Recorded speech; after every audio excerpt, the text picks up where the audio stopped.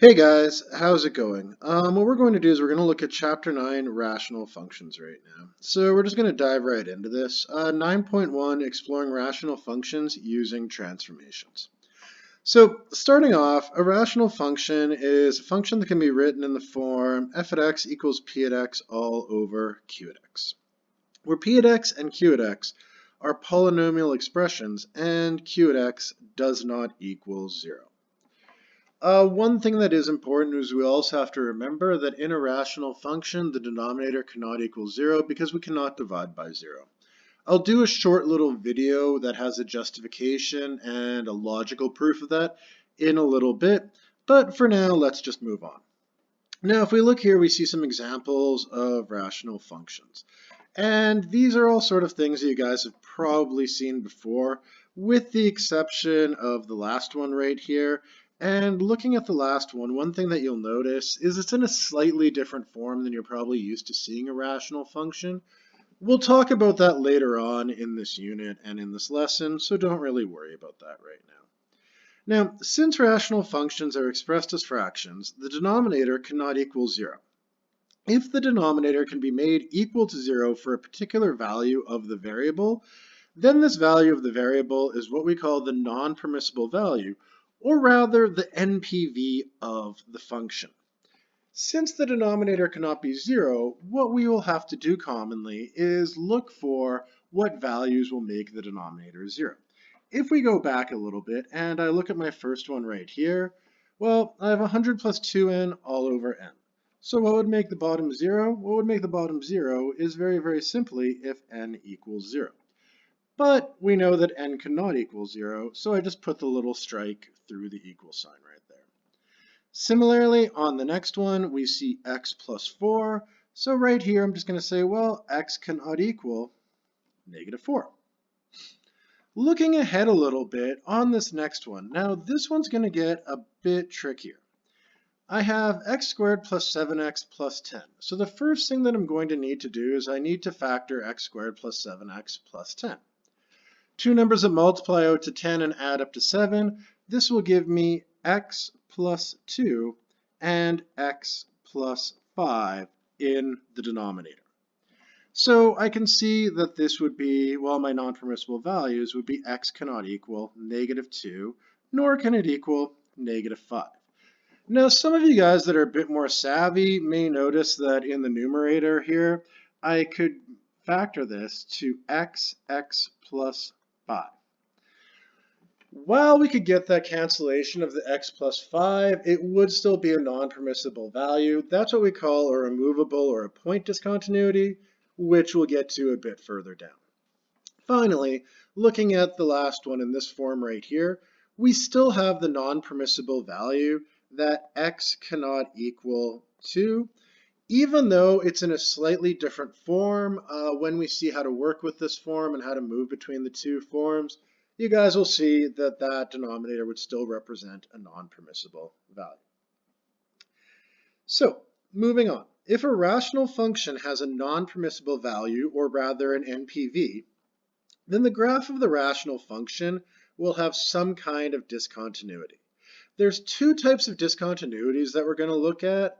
One of them is the infinite discontinuity, which creates a vertical asymptote. And the other one is the point discontinuity, which just creates an empty point on the graph, or we call it a hole on the graph. Now, this one is also called a removable discontinuity, and these point discontinuities happen from before, where we can see that you'd have that cancellation right there. So that cancellation would mean that we just get an empty hole on the graph. We wouldn't get a complete vertical asymptote on the graph. But again, we'll go through that in a bit more detail in a future lesson. Now, moving on.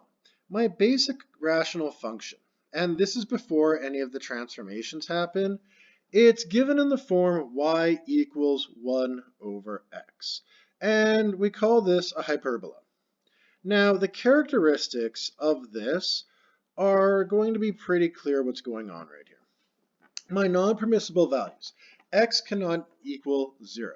So since x cannot equal 0, what that will create is that'll create a vertical asymptote right here. And looking at my vertical asymptote, just as a reminder for you guys that can't quite remember how these are defined, an asymptote is basically an imaginary line that my graph can get closer and closer and closer to, but can't ever really reach. And if we look at the behavior of the graph right here as it goes upwards, and the behavior of the graph right there as it goes downwards, we can see that my function is getting closer and closer and closer to that vertical value, but it never quite reaches there. The behavior near the non-permissible value, we see that as x gets closer to 0, my y value is going to get closer to negative infinity on this side, and y is going to get closer to positive infinity on that side. The end behavior. When we're looking at this end behavior, if we look, we can see that as my graph gets closer and closer and closer to the x-axis from both sides, the y gets closer and closer and closer to 0. Now you guys may remember from polynomials and from the other units before, we'd state the end behavior as being the starting quadrant and the ending quadrant. That really doesn't apply for rational functions. My domain. If we look, we see that there's only one value that's missing in my domain, and that's the non-permissible value. So since the non-permissible value is the only value that we're missing, we're just going to have a domain where x cannot equal 0, where x is in the set of real numbers.